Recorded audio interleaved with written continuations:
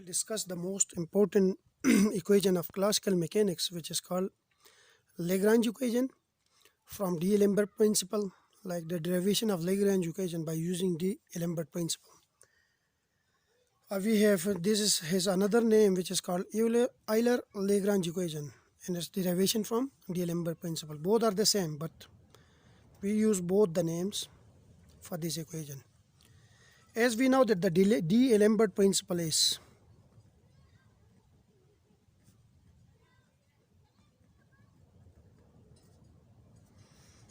sum over I Fi, but Fi is the applied force minus Pi dot delta Ri is equal to 0.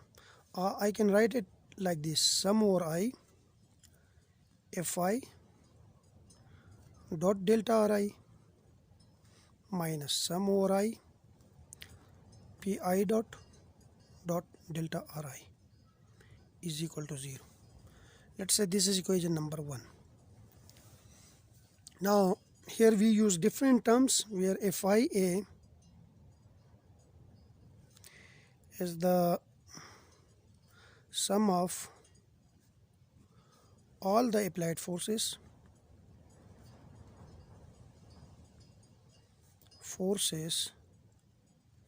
acting on ith particle. Pi dot is the rate of change of linear momentum, is the rate of change of linear momentum of ith particle.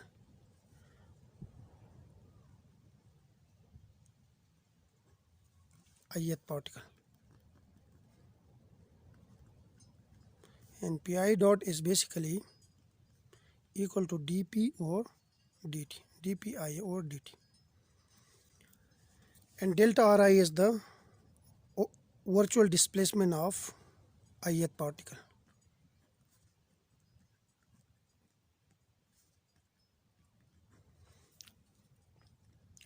We now transform the above equation, this equation, in terms of virtual displacement in generalized coordinate, and which results in independent equation for holonomic equations, so that the coefficient of the generalized coordinate can be set separately equal to 0. What it means is, like, we can replace this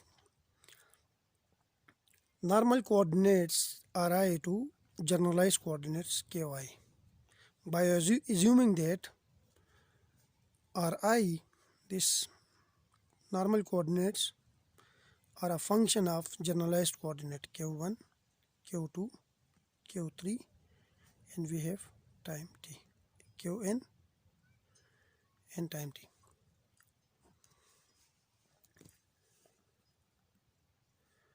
Now differentiating with respect to time, this equation, differentiating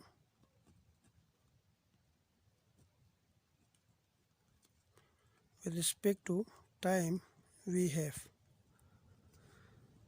dRi over dt, this side, which is equal to, this is a function of generalized coordinate, this, so we can write it in partial derivative like this: partial Ri over partial Q1, and we have partial Q1 over partial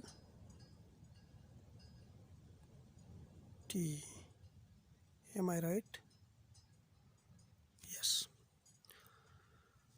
And we have plus partial R1 Ri over partial Q2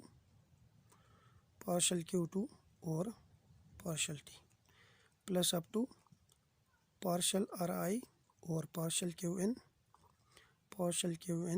over partial t, plus we have this also depends on time, so we have partial Ri over partial t. So instead of this, I will write a summation, which is sum over k partial Ri over partial qk, and we have partial qi over partial t dot plus partial ri over partial t. This can be written as sum over partial ri over partial k, and partial qi over partial t is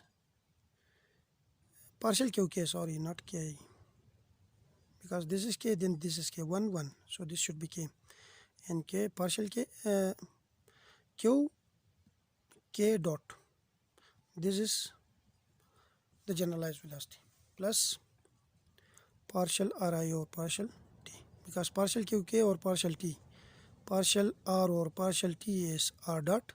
If it's partial q over partial t, then it will be q dot, but we have k here, so qk dot. So we can write dri over dt over dt, which is basically vi. This term is basically vi is equal to, we have this term sum over k partial ri over partial qk dot plus partial ri over partial t. So here this is the instantaneous velocity,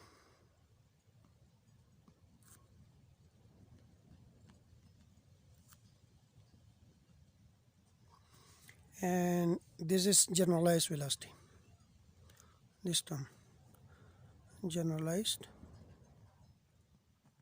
velocity. Similarly, now this is, let's say, equation number 2. Yes, as we know that ri is equal to ri q1 q2 up to qn over t is a function of this one. Then delta ri should be equal to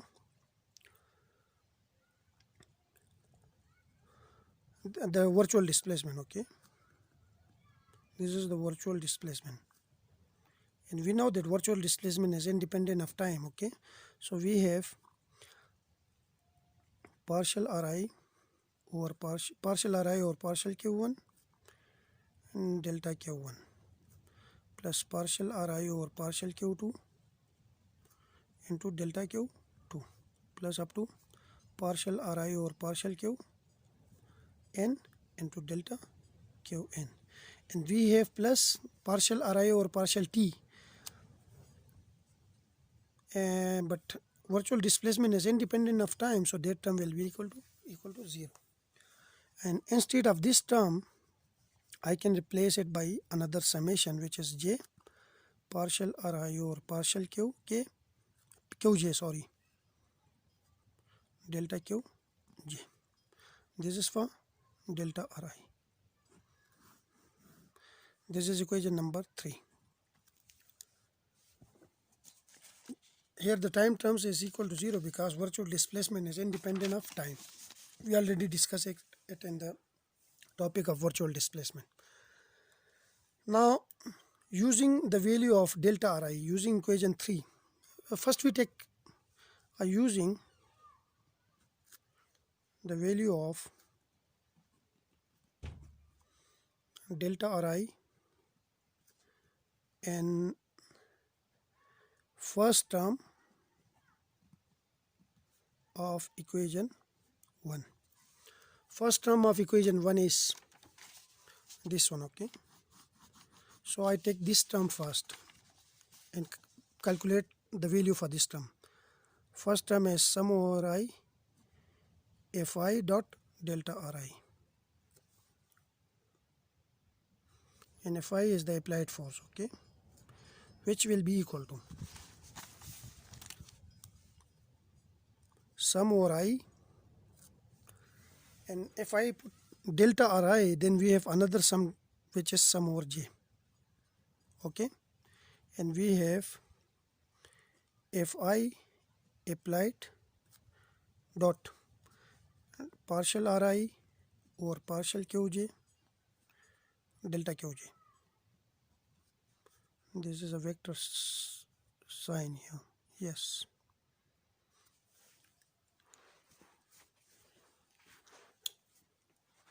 Now this is virtual work done. This is virtual work in Cartesian coordinate. Okay.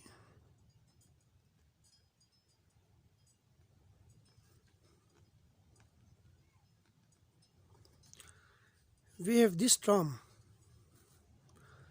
This will be equal to force times this, because here we have force times delta Ri. So here we have force times this generalized coordinates. So this is called generalized force.